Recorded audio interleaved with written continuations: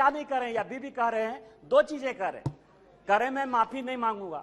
क्यों माफी मांगे भाई?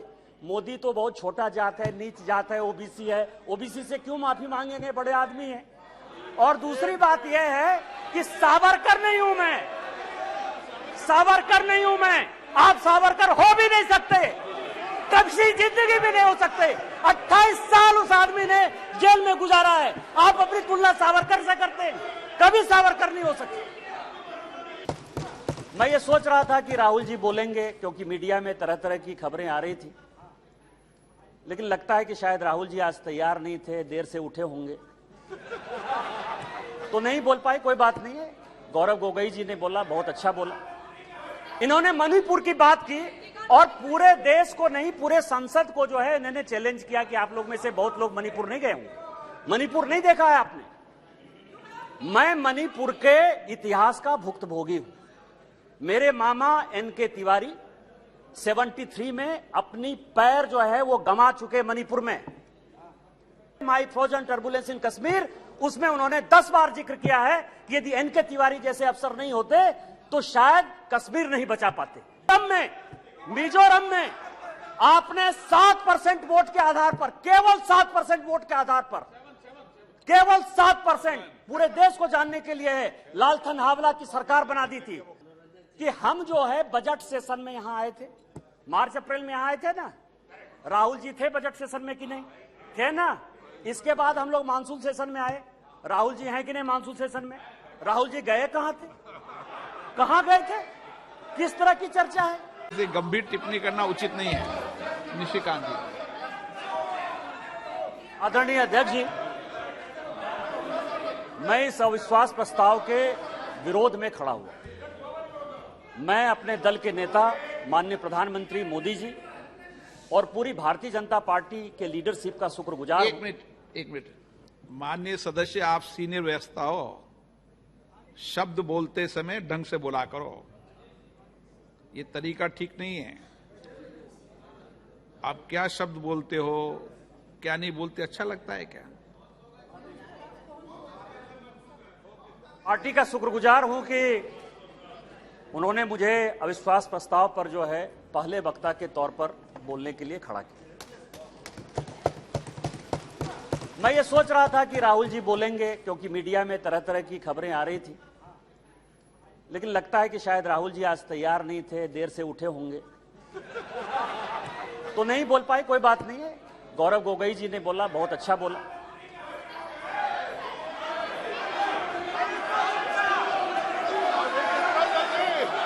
स्पीकर सर, गौरव गोगोई जब बोल रहे थे, इस कांग्रेस पार्टी को शहादत के बारे में, लोगों का क्या बलिदान है इसके बारे में कुछ पता नहीं है। इन्होंने मणिपुर की बात की और पूरे देश को नहीं, पूरे संसद को जो है इन्होंने चैलेंज किया कि आप लोग में से बहुत लोग मणिपुर नहीं गए होंगे, मणिपुर नहीं देखा है आपने। मैं मणिपुर के इतिहास का भुक्तभोगी हूं। मेरे मामा एनके तिवारी 73 में अपनी पैर जो है वो गंवा चुके मणिपुर में, और 1989-90 में मणिपुर में उनके ऊपर अटैक हुआ, सीआरपीएफ के वो डीआईजी हुआ करते थे। और जो जगमोहन जी ने अपनी किताब लिखी है माई फ्रोजन टर्बुलेंस इन कश्मीर, उसमें उन्होंने 10 बार जिक्र किया है कि यदि एनके तिवारी जैसे अफसर नहीं होते तो शायद कश्मीर नहीं बचा पाते। और वही एनके तिवारी जब मणिपुर में आईजी बनकर गए तो आपकी सरकार ने उसी ओपीएम लॉबी के तहत उनको गिरफ्तार कर लिया और कोर्ट ने कहा कि ये आप कर सकते हैं। आप राष्ट्रवाद की बात करते हो, आप मणिपुर की बात करते हो। आपने अभी कहा कि असम में समझौता हुआ, आप तो असम के हैं, सांसद हैं। क्या 83 के चुनाव में कितने % लोगों ने असम में वोट दिया था? कितने लोग मारे गए थे? और जब आपने all India Assam students union के साथ समझौता किया तो उस समझौते का एक पार्ट था कि ये सरकार जो है हटाई जाएगी, आपकी सरकार खत्म की जाएगी। क्या वो समझौते का पार्ट नहीं था? मैं तो माननीय गृह मंत्री जी को कहूंगा कि वो समझौते का जो पूरा प्रारूप है इस सदन के अंदर जब अपना जवाब दें तो शायद वो जवाब देंगे। मिजोरम में आपने 7% वोट के आधार पर, केवल 7% वोट के आधार पर, केवल 7% पूरे देश को जानने के लिए है लालथन हावला की सरकार बना दी थी। और इसीलिए जब लाल डेंगा के साथ सरकार बनाई आपने, जब उनके साथ समझौता किया तो 7% के साथ आप उसको डेमोक्रेसी चलाने देते। इतिहास में जाइए, इतिहास में झांकिए, अलग अलग तरह की बातें करते हैं। कल राहुल जी आए, ऐसा हंगामा हुआ, पूरी दुनिया आ गई। राहुल जी गए कब थे? हम लोग भी यहां सारे सांसद बैठे हैं और उनको जानकारी होनी चाहिए कि हम जो है बजट सेशन में यहां आए थे, मार्च अप्रैल में यहां आए थे ना। राहुल जी थे बजट सेशन में कि नहीं थे ना? इसके बाद हम लोग मानसून सेशन में आए, राहुल जी हैं कि नहीं मानसून सेशन में? राहुल जी गए कहां थे, कहां गए थे, किस तरह की चर्चा है? और दूसरी बात यह है कि जिस सुप्रीम कोर्ट के जजमेंट के आधार पर आए हैं उसने अभी जजमेंट नहीं दिया है, अभी स्टे ऑर्डर दिया है। और तो भी उन्होंने कहा है, लोग कहते हैं प्रधानमंत्री मौन है, प्रधानमंत्री माफी नहीं मांगते, प्रधानमंत्री चीजें नहीं बोलते। मैं ये कह रहा हूं कि ये क्या नहीं कर रहे हैं, अभी भी कह रहे हैं, दो चीजें कह रहे हैं, मैं माफी नहीं मांगूंगा। क्यों माफी मांगे भाई? मोदी तो बहुत छोटा जात है, नीच जात है, ओबीसी है, ओबीसी से क्यों माफी मांगेंगे, बड़े आदमी है। और दूसरी बात यह है कि सावरकर नहीं हूं मैं, सावरकर नहीं हूं मैं, आप सावरकर हो भी नहीं सकते, कभी जिंदगी भी नहीं हो सकते। 28 साल उस आदमी ने जेल में गुजारा है, आप अपनी तुलना सावरकर से करते हैं, कभी सावरकर नहीं हो सकते। ये जो सवाल है सर, ये INDIA की बात करते हैं। मुझे तो, मैं सोनिया जी का बहुत सम्मान करता हूं, और ये जो INDIA बना है सर, ये INDIA, यहां जितने लोग सांसद बैठे हैं ना, उनको रैंडम यदि आप पूछ लीजिए अपोजिशन वाले से कि INDIA का क्या फुल फॉर्म है, शायद कुछ ही लोग होंगे जो बता पाएंगे। और ये इंडिया बात कर रहे हैं सर। मैं तो इस मणिपुर का जो है शुक्रगुजार हूं, मणिपुर का शुक्रगुजार हूं, जिसको अभी आपने डांटा सर, दानिश अली को, जिसको आपने डांटा, भारत माता की जय कहने पर भी उसको लगता है कि ये बीजेपी का नारा है। लेकिन मैं मणिपुर का शुक्रगुजार हूं कि जितना इंडिया जो है आजादी के बाद से कांग्रेस ने नहीं किया होगा, 1947 के बाद से उतनी बार इंडिया का यहां नारा लगा सर। मैं आपका शुक्रगुजार हूं।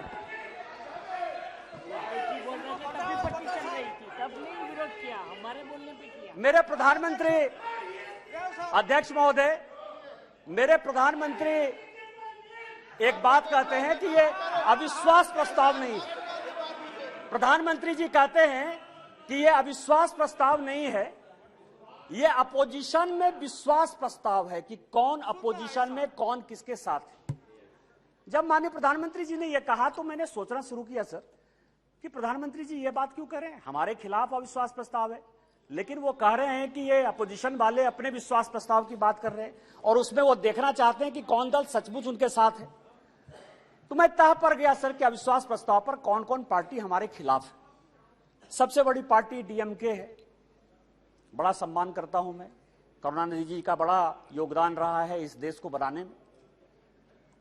अब आप समझे सर कि 1976 में भ्रष्टाचार के आरोप के ऊपर इस कांग्रेस ने करुणानिधि जी की सरकार को बर्खास्त कर दिया और 80 में जब इंदिरा जी की सरकार बनी तो यही DMK उनके साथ हो गई। आप करें तो रासलीला, हम करें तो करेक्टर ढीला।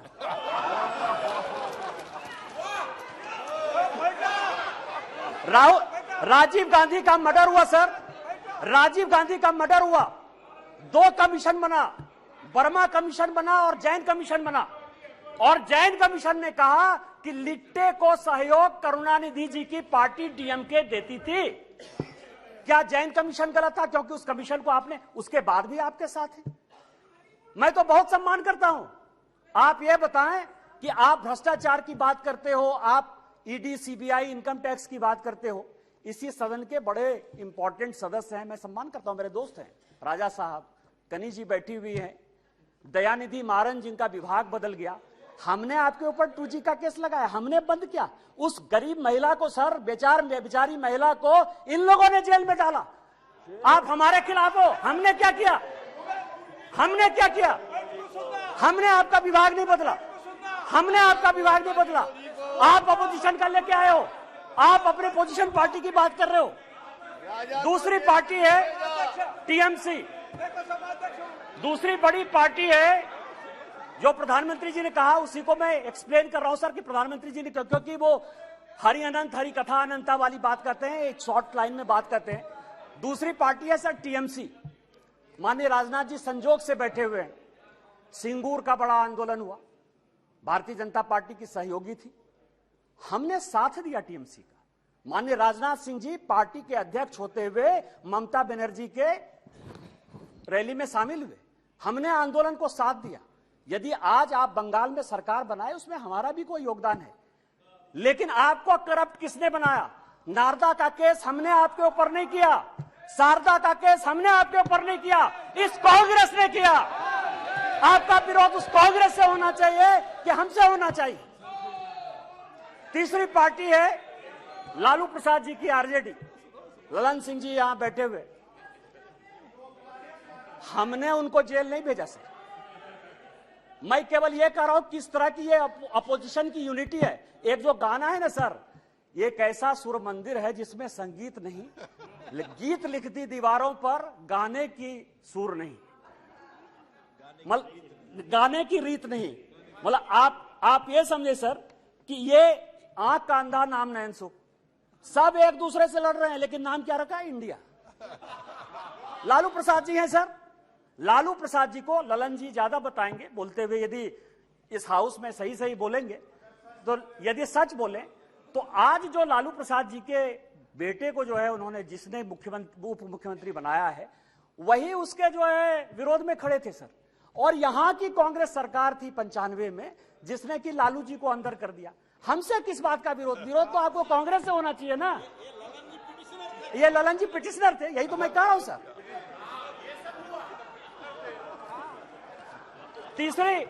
तीसरी पार्टी है सर मुलायम सिंह यादव जी।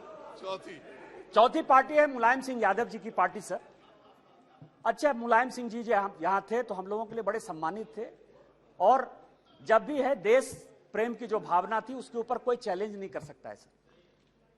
लेकिन मुलायम सिंह जी यादव की इमेज को किसने चौपट किया? ये मेरे पास यदि बोलेंगे सर, सारे पेपर में लेके आया हूं कि विश्वनाथ चतुर्वेदी जो है कांग्रेस के कार्यकर्ता है, पीआईएल करते, और सीबीआई का केस जो है 2007 में डिसप्रोपोर्शनेट एसेट का मुलायम सिंह यादव जी के ऊपर हो जाता है।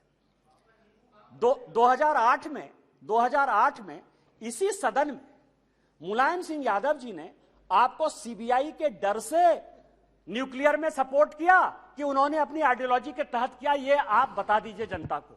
और उसके बाद आपने इनकम टैक्स का केस कर दिया। और हमने क्या किया मुलायम सिंह यादव जी के साथ?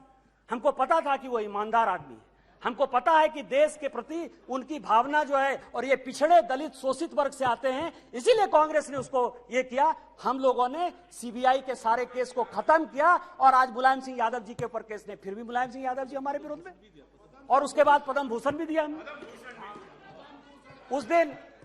उस दिन सुप्रिया जी बहुत बोल रही थी, एनसीपी है नेचुरली करप्ट पार्टी। कहा है सर? माननीय प्रधानमंत्री जी ने कहा है, बीजेपी कहती है, हम लोग कहते रहते। मैं गया उनके तह पर गया कि 80 में मैं केवल अपोजिशन यूनिटी की बात कर रहा हूं सर।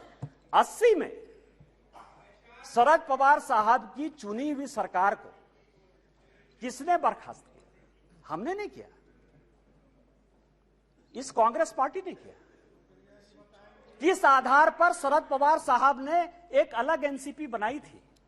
हमने नहीं कहा शरद पवार साहब को बनाने के लिए।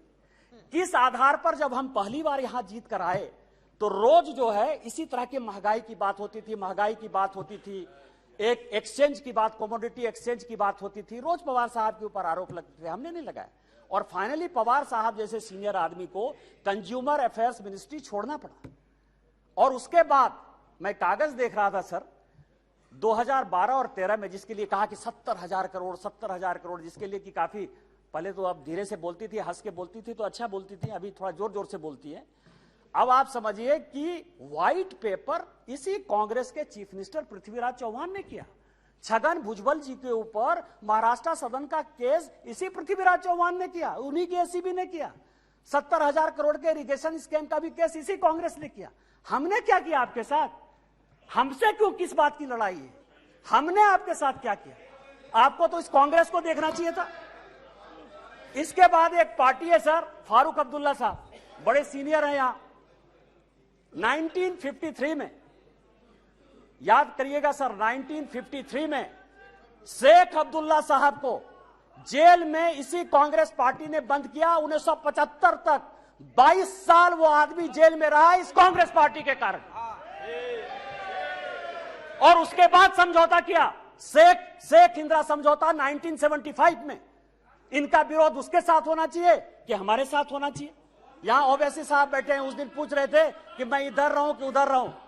आप तो मुसलमानों की बात करते हैं, मुसलमानों की बात करते हैं। सच्चर कमेटी की रिपोर्ट इसी मनमोहन सिंह जी की सरकार ने लाया, उसने कहा कि पूरे देश में मुसलमानों की हालत खराब है। आपको विरोध इस कांग्रेस से होना चाहिए, हमारे साथ प्यार होना चाहिए कि आप उसके साथ अविश्वास प्रस्ताव पे खड़े हो। और बचे जेडीयू सर, जेडीयू। और मैं बड़ी गंभीरता के साथ एक बात आपको कहना चाहता हूं कि 2005 में जब जेडीयू की सरकार नहीं बनी और रामविलास पासवान जी की आवश्यकता पड़ गई, तो वो मीटिंग दो जगह पर हुई सर। एक पत्रकार के घर पर हुई जिसका नाम मैं नहीं बोलना चाहता, और दूसरी मीटिंग रामविलास पासवान जी, नीतीश जी की मेरे घर पर हुई सर। और उस वक्त का मैं एक चीज और खुलासा कर देना चाहता हूं कि जेडीयू को यदि सबसे ज्यादा किसी ने फंड करवाया होगा, तो यदि 2, 4, 5 आदमी होंगे तो उसमें एक नाम निशिकांत दुबे का भी है। आप मेरा विरोध कर रहे हैं, मेरा है, मैं on the floor of the house कर रहा हूं, बड़ी गंभीरता के साथ कर रहा हूं। आप उसकी बात कर रहे हैं? आप पूछ लीजिएगा अपने मुख्यमंत्री से।